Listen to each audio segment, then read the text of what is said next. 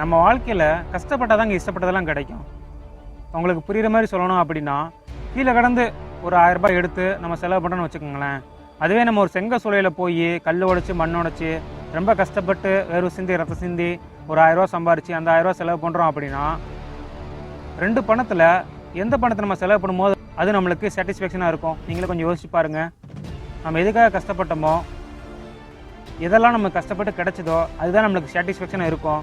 அதுதான் நம்மளுக்கு பெரிய ஆனந்தத்தை சந்தோஷத்தை கொடுக்கும். ஸோ இதுதாங்க வாழ்க்கை.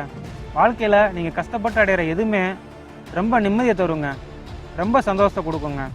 ஸோ நம்ம கஷ்டப்படுறோமே அப்படின்னு நினச்சி வருத்தப்படாதீங்க. இதோ அவனுக்குலாம் ஈஸியாக கிடச்சிருச்சு, இதோ அவன்லாம் ஜெயிச்சிட்டான், அவன்லாம் ஒரு ஆள்னு அவன்லாம் சாதிச்சிட்டான், ஸோ அவனுக்குலாம் அவங்க அப்பா அம்மா சப்போர்ட்டு அப்படின்னு சொல்லிட்டு மற்றவங்களே பார்த்துக்கிட்டு காரணங்களை சொல்லிக்கிட்டு உங்கள் வாழ்க்கை நீங்கள் இழந்து போயிடாதீங்க.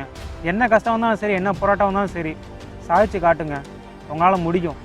மற்றவன் ஈஸியாக சம்பாதிக்கிற 1000 ரூபாய்க்கும் நீங்கள் கஷ்டப்பட்டு சம்பாதிக்கிற 100 ரூபாய்க்கும் வித்தியாசம் இருக்குது. அவனுக்கு அந்த 1000 ரூபாய் சந்தோஷத்தை கொடுக்காம வீண் செலவை கொடுக்குற ஒரு விஷயமா இருக்கலாம்.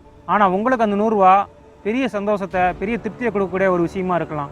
ஸோ வாழ்க்கையில் கஷ்டம் வருது அப்படின்றதுக்காக எதையும் விட்டு போயிடாதீங்க. என்ன கஷ்டப்பட்டாலும் உங்கள் லட்சியத்தை விட்டு கொடுக்காதீங்க. போராடுங்க, சாதிச்சு காட்டுங்க. வாழ்க்கை உங்களுக்கு தான்.